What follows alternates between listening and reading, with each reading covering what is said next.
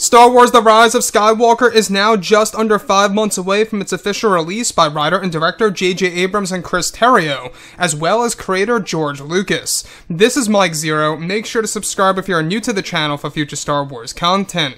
Now, what's really exciting about this film is that we do know that different types of Jedi, Sith, and even Force lore will be demonstrated and introduced in this film by director J.J. Abrams. That is truly going to fascinate the fans, since it's really going to have a major impact on many of the sequel trilogy-based characters like Rey and Kylo Ren, from start to finish of this movie by J.J.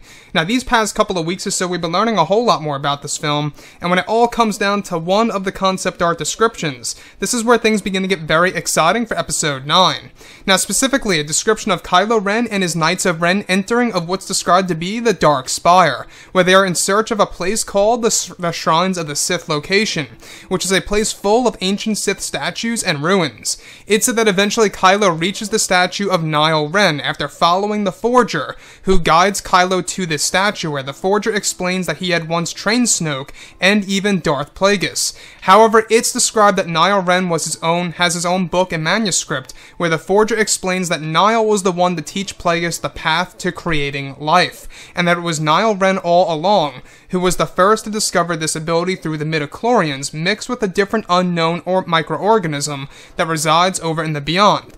It said that the Beyond was the place that held the key to creating life. However, at this point in time, Nile Ren had never discovered the very center of the Beyond, which is said to be very dangerous and contains the origins of the dark side.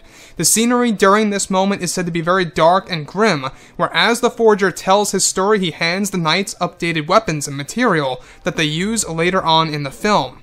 So let's go over a couple of parts about this, because we do know that Episode 9 is really going to explore more elements related to Snoke and even Snoke's master, who, by the way, is actually said to be one of the more ancient Sith Lords that is going to be somewhat connected to the Shrines of the Sith location within the Dark Spire that Kylo discovers through, of course, the Forger. Now, Kylo learns all of this through the Forger, who, by the way, is a creature that is said to be a mixture of a monkey and a wolf, to put it exact. And we got a little brief glimpse of him in the teaser trailer, actually welding Kylo Ren's helmet back together into one piece. In fact, you can see his hand holding on to the welding machine, so that's one thing there. Now, I want to go over Snoke, alright, and Snoke's master here. Now, Snoke's master, Nile Ren, was said to be the one that taught Plagueis the way or the path to creating life, and that this ability was directly taken from the Beyond itself. However, not the center of the Beyond, but somewhere near the center of the Beyond that is said to be very powerful through the ways of the dark side. However, the very center contains the origins of the dark side, and a power also far greater than the dark side itself.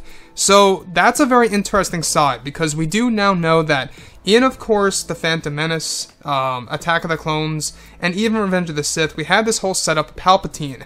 And in Revenge of the Sith, he finally drops the line of dialogue about Darth Plagueis. And he talks about creating life and everything around those lines, where, as a matter of fact, now we're learning that Nile Ren was the one who first discovered the ability of creating life and handed this knowledge down to, of course, Plagueis. Now, what I find very intriguing about this, alright, is that we also know that Snoke was another trainee, if you will, another apprentice, if you will, of Nile Ren. It really makes one wonder now, does Snoke hold the ability to create life as well, just as Plagueis and Nile Ren did, or is there something more to the story with Snoke? You know, I think that there might be something more there than we already know. A lot of fans are wondering maybe it is Darth Plagueis all along in a different body. You know, that's a possibility, but I move on. The one thing that I also want to go over is, of course, this unknown microorganism that resides in the Beyond that mixes with, of course, the midichlorians, that causes a power to be stronger than the dark side itself, that is also said to lend to the ability of creating life. Now, that would indicate that, of course, at least Darth Plagueis at one point in time went near the Beyond, not just learning about it from Nile Ren, but also experiencing the physical changes of going to the Beyond.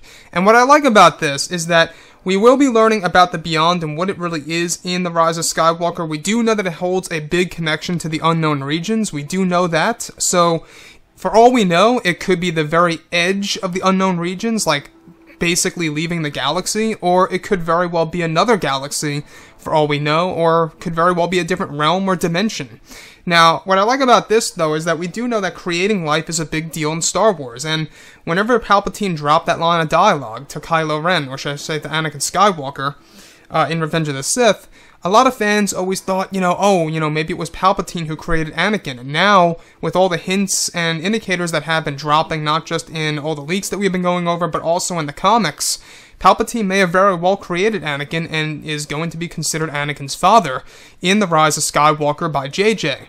Anyways, guys, drop a comment below. Let me know what you think about all of this in the comments. And if you guys did enjoy the content for today, do make sure to drop a thumbs up on this video to support the channel. I thank you all so very much for the kind support, and I'll catch you guys next time.